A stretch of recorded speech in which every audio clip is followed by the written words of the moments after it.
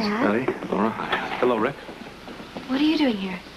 I just stopped by for a few minutes, thought I might be able to help in some way. He offered to give me a ride to the courthouse, but I told him I didn't need help. I had Howard coming over, and here you two are. And... Would anybody like to sit down? We don't have to stand around here so awkwardly. We do still have to wait for Howard. What's that? It's a get-well present. Little dog of the hair that fits you. Oh, who eats hot dogs in the morning? Hungry people do, and kids on roller skates. Which are you? Oh, I'm the kid on the roller coaster up and down hill. Not bad. You're right, it's not bad, it's probably terrible. Guaranteed not to have a nutritious ingredient in it. Eat up. Yeah, well, the least you could have done is to get me a drink to wash it down with. Ew. Sloppy, lady. Well, listen, the wagon's right over there. Help yourself. Oh, no, they don't have what I need, thank you. Well, thank you for the, dog. You're welcome. I was hoping it would cheer you up. Cheer me up. Oh, Well, you gotta be the only person I know who would think a hot dog is cheerful. You're really not well, Barbara. You know, it's the Elm Street kids together again. And if you want to know the truth, I'm really glad about everything that's happened. At least you're away from Laura now, and we're both right back where we belong. Oh, baby, you would be a barrel of laughs on the Titanic. Luke, you proved your point. The lady was seducible. Just remember, that's what you set out to prove, isn't it? I guess so. Bobby, you know that craziness that's been going on between me and Laura from the very first time I saw her. I don't really think I'm ever going to get over it. I'm afraid it's going to haunt me the rest of my life, and I can see it in her, too. I can see it in her eyes. I don't know where it's going to end. It's going to end on Frank Smith's yacht when you say I do with Jennifer. I don't know about that. When that day comes, maybe I'll just, pack up this circus of a life of mine, and maybe I'll just split town. Maybe I won't go through with it. Don't say things like that, okay? Don't even think things like that. You're not getting out of this thing. Now, come on. You're not getting out of the organization. What do you mean? What do you mean if I use these, you'll only charge me half price? Is that some kind of a joke or something? I can't use cocktail napkins with the wrong address printed on them. Hey, that's not my problem. Listen, you either get this thing cleared up Monday morning. That's the first of the week, you understand. Otherwise, 12 boxes of this stuff is going to come back to your store through the front window. Creep. Luke, you here? Behind the bar. Surprise! I'm on my lunch break, and I thought I'd come by to cheer you up. Oh, no, thank you. I still have indigestion from your last attempt to cheer me up. Oh, you mean the hot dog that I fed you for breakfast? Uh-huh. Well, actually, that's why I'm here. I thought I'd make up for that by taking you out to lunch. Oh, thank you, but I'm really not hungry. It's not your week, is it? Barbara Jean, this is not my life. Have you talked to Jennifer today? No, Are you going to? I hope not. Oh, well, don't forget about the shower that Jesse and I are giving her. Look, Bobby, does that have to be tonight? Yes, Luke, it has to be tonight. You always have showers before the wedding, and the wedding is coming up in 3 weeks. Now, tell me you weren't serious. What you said this morning about walking out on the wedding. Oh, I meant every word of it. Luke, you can't do it. Why not? Because you'd be copping out on everybody. I'm tired of carrying this whole town on my shoulders. Does that include Ruby and me? Come on, Barbara, you know what I mean. No, I don't know what you mean, Luke. As far as I know, we're all supposed to be in this thing together. Now, I don't know how you can even think of walking away and leaving Ruby and me to swing in the breeze. Listen, I'm not thinking of letting you swing in the breeze. You're so uptight about everything. I think you're capable of doing almost anything right now. I would never sell out my family. Okay, that I can believe.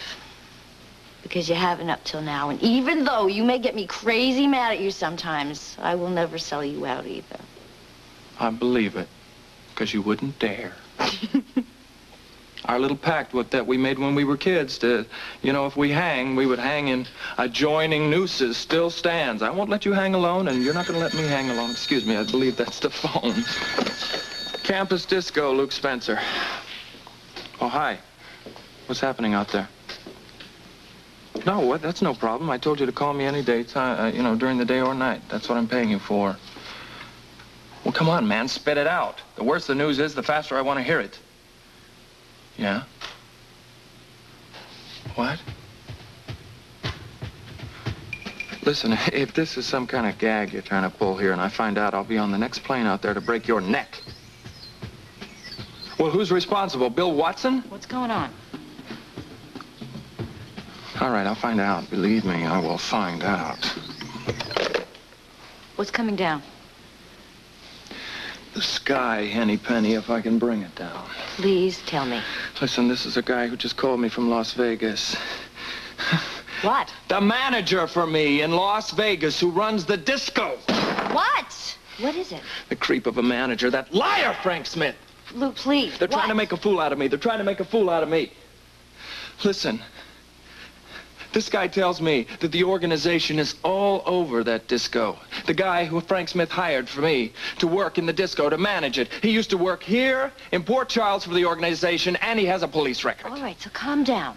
So maybe it's Watson's fault. Smith might not know anything about it. Oh, little Barbara Jean, no matter what happens in your life, you will never understand who you have to trust in this world, will you? What is that supposed to mean? They're trying to suck me into the organization till I'm as filthy as they are, but I swear to you on Mama's grave, I will not let them do that without a fight. So what are you going to do? I'm going to Frank Smith right now. You can't do that. Yes, I can, and I'm going to take every book I have in my office about the organization in Vegas, and I'm going to tell him I'll blow it sky high if he doesn't tell me the truth. Blow everything that you have and everything that you have worked for.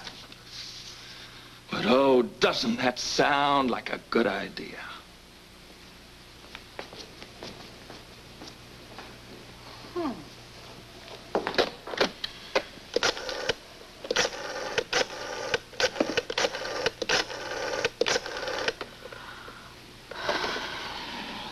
Kathy, hi, Bobby. Listen, can you locate my Aunt Ruby Anderson?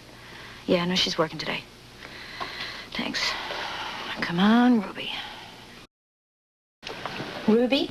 Yeah? Telephone. Huh, what do you know? There's somebody who wants to talk to me. Hello? Ruby, I'm sorry. You gotta leave work and you gotta get right over here to the disco. Is it Luke again? You better believe it. The worst ever. And if we don't stop Luke, Smith is gonna stop all of us. Okay, honey, I'll be right over. Hang on. Look, I'll pay you later. Right back. You're going to be a thing of beauty during your honeymoon. Oh. But then you always are. Thank you, Daddy. It's sensational fun shopping for the trip. You haven't told me where you and Luke are going yet. That's because Luke hasn't told me. Knowing what to buy is such a problem. Obviously, you solved the problem by buying everything. Of course. All Luke said was that our honeymoon was going to be quite a surprise. I'm sure he's planned something very special. It's so exciting marrying a man like Luke. That's the way it should be. He's a lot like you are. I trust that's all right. You know it is. He's the take charge type. That's why he'll be very good for you. He's already made it clear that if our marriage is to be successful, I've got to be a very obedient, old-fashioned wife. For an old-fashioned man like me, that makes sense. You know, it's not going to be easy for me. You've raised me to be very independent. That's the best training for being an obedient wife. It is. Jennifer, you have no idea the immense power that can be wielded by an obedient wife. I have to go in the conference room. I have a meeting scheduled there. Daddy, I'm going to trust Luke. I'm going to put all of my faith in him. That's what you want, I know. You're right, because Luke is a man to be trusted. It's good to hear you say that. Don't worry. If there ever comes a day that Luke can't be trusted, you'll be the first to know. That's a promise.